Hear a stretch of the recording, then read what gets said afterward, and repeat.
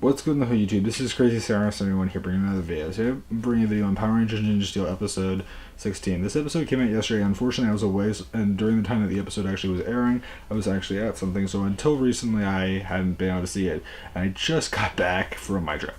So I thought I might as well do this review.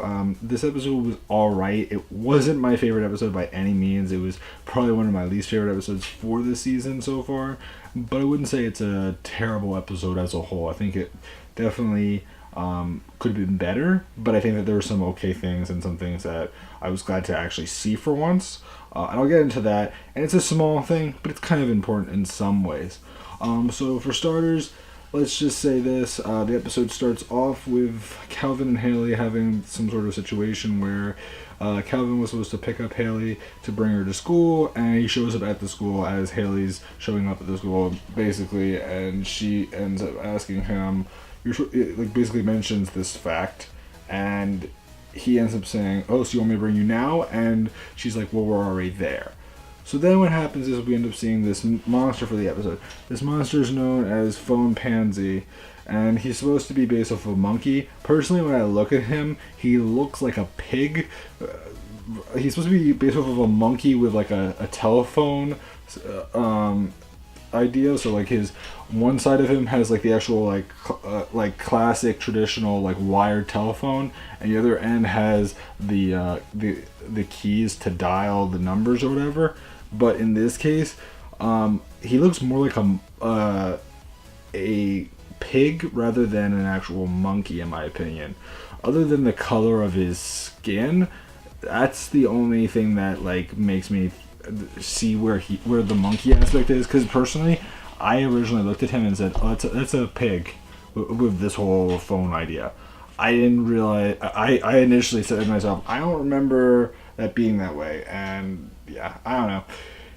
Anyway, what ends up happening is that he ends up getting their voices so that he can use them, and also get all the other Rangers' voices eventually, so that he can use them against each other, so that he can steal the Power Stars, of course.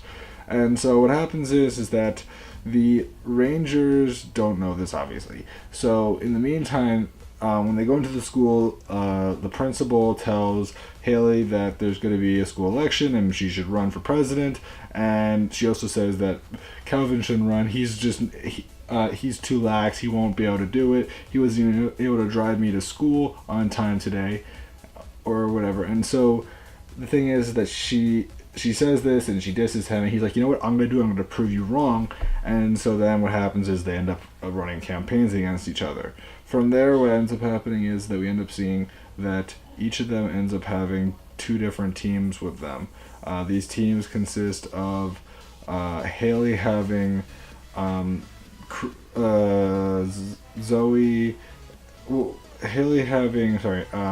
Sarah and Brody, and Calvin having Levi and Preston. So what ends up happening from there is when they end up talking to each other about how they're both getting ready and everything, and they're preparing for the election, and then we end up seeing that the Phone Pansy monster ends up taking their voices through their conversation and gains them so that he can use them against each other. From there, what happens is that he actually ends up falling over, I believe, and that makes the Rangers realize that there was this monster that was spying on them, and so the Rangers go after the monster. The monster then summons some Basher bots, which brings us into the preview clip, and what ends up happening from there is that the Rangers end up fighting the monster, and he also ends up using each of the Rangers' voices on the other Rangers so that they think that their friends are in trouble, when in reality they're perfectly fine, and he's just trying to trick them so he can then use his sonic boom attack, which blasts them away. Thing is that when it comes to Brody, he notices that this monster is using this attack, and he comes in to attack him, and basically the monster says, "It doesn't matter. I'll still be able to use their voice. I'll still be able to use these voices their voices against each other, so that they ruin each other in the end." So then what ends up happening is that from there, we end up seeing the Rangers continuing all this, and they begin to compete in different ways. So, like, for starters, they'll do things like free balloon in exchange for a hot air balloon ride, or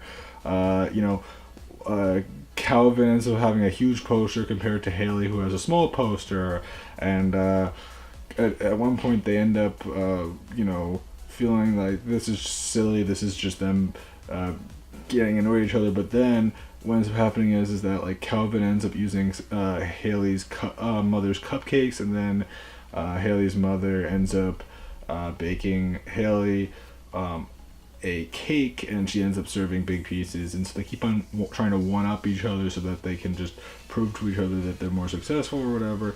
And Haley also sees that he's really that Calvin's really committed, and he isn't just as lax as he came across initially. And the thing is that it shows a lot of maturity on each of their parts and how they see each other. Anyway, from there, what ends up happening is that eventually we end up seeing that Victor and Monty are also getting involved in this episode, and this is the fact that Victor is technically the class president right now, and he knows that he's not going to run for president, but at the same time, he doesn't want to risk Calvin or Haley running. So he ends up putting on pranks to ruin their chances of winning the election. And this is something that I actually appreciate for once, mainly because typically when it comes to Victor and Monty, they don't really contribute too much to the actual plot. They'll have their own story that sometimes has some significance, but usually is very minor. Usually it's just focused on them and has nothing to do with the Rangers. This, to me, is a big positive and something that I'm glad to see finally, because we don't get these usually, and these are the episodes, these are the things that we should be getting from the first episode of Ninja Show. We should have gotten this to begin with Victor and Monty, them actually being involved with the Rangers.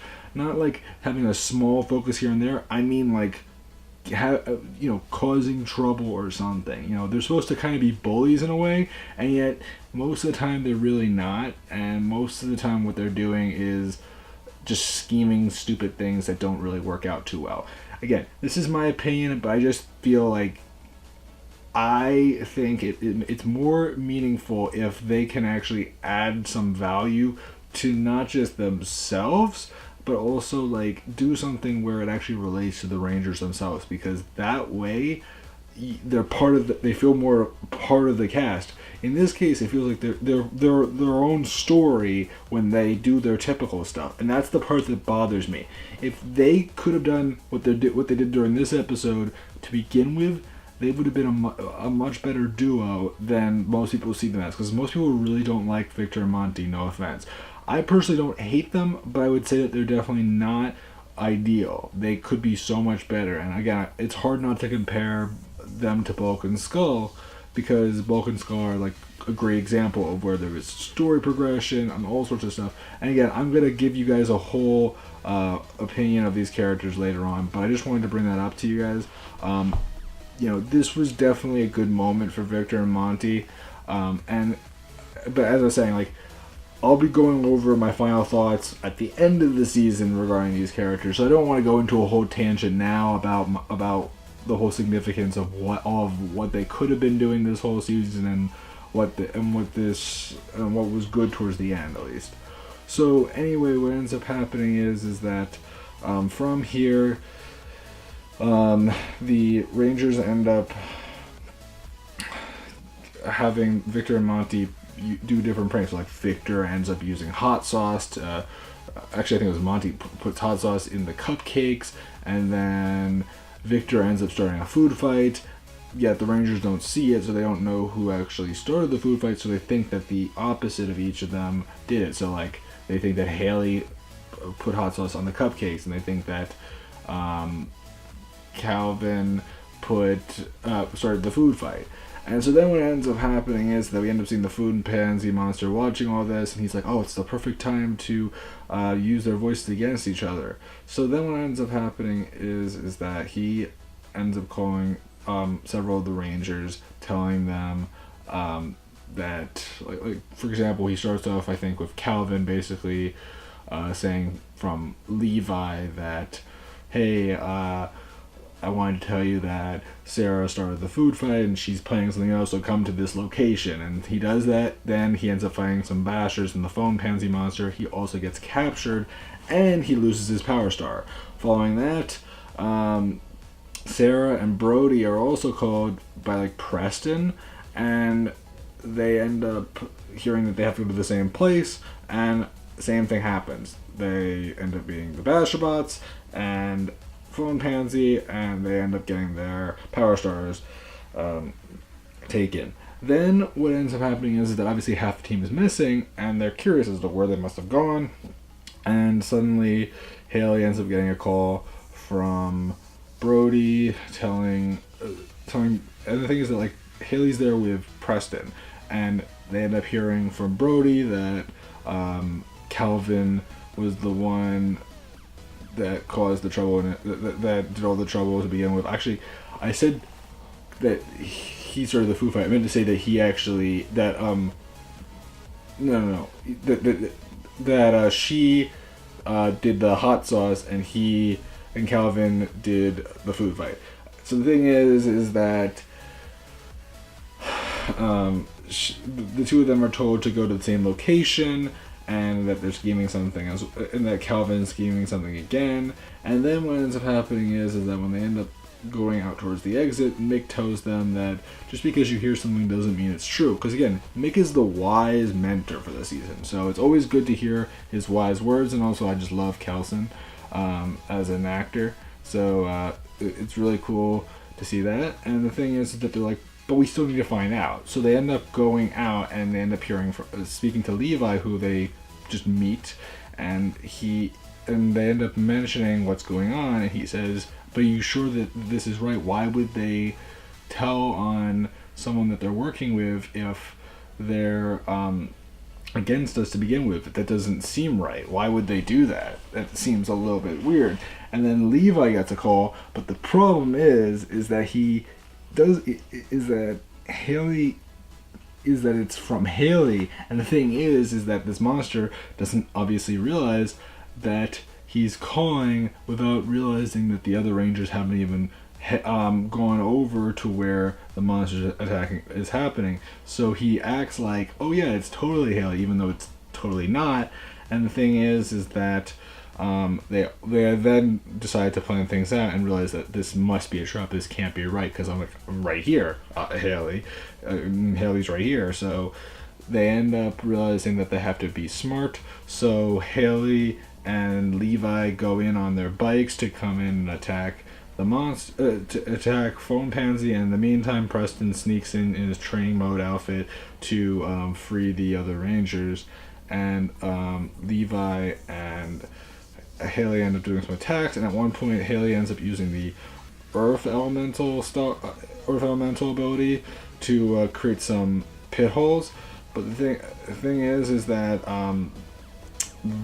the monster realizes what's going on and doesn't get trapped or whatever. So then she ends up like closing them up and hiding herself within them so that the monster doesn't know where she is. And then in the meantime, Levi ends up fighting the monster, and then at one point Haley comes up from the ground, sneaks up, takes the bag of Power Stars, and that's when she ends up running away with Levi.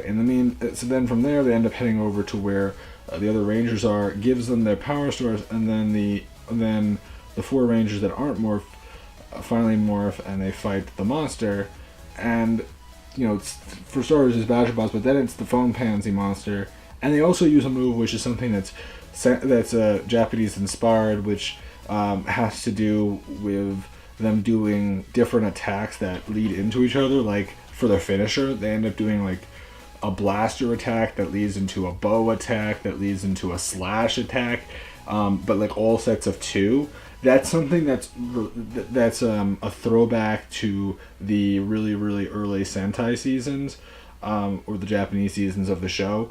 And most American audiences would just see it as them doing teamwork. But if you know the Japanese show, you'll know that there's actual like significance to that. So if you're wondering why they decided to do that one time, it's because it has something to do with them just taking the Japanese footage right there, because that's exactly what it is. So anyway, from there, the monster is destroyed. He is gigantified, and the Rangers then summon their Zords. This time, because the episode is fairly short, what actually ends up happening is that they end up using the individual Zord sequences, so they end up fighting with their individual Zords, and also Haley ends up using her Kodiak Zord's howling ability to stop the sonic boom attack, which actually prevents them from turning into the Ninja Steel Megazord. And she ends up removing the sonic boom effect, allowing them to transform, and then the Bull Rider Megazord follows with, and then they destroy the monster. From there, they end up realizing back at the school that it doesn't make much sense for them to really compete, and this was just them going a little nuts, and they realize that it's not worth doing all this. So then we end up seeing that Victor and Monty are holding up a thing of water balloons from the ceiling, and they're going to drop them on the winner. Thing is that Haley and Calvin drop out of the race, and the winner ends up being Victor. So when he goes to accept the award, ends up accepting that he's the president, he actually ends up having the water balloons dropped on him, and so he gets entirely wet, and that's where the episode basically ends. As a whole, this episode was alright. Not the best episode, but, you know, it was perfectly fine for a more filler-based episode. And again, the big positive for me was just the fact that they decided to have a better application to Victor and Monty, just because this time they actually had something that, like, related to the Rangers, so it wasn't just like they were kind of in the same place at the same time.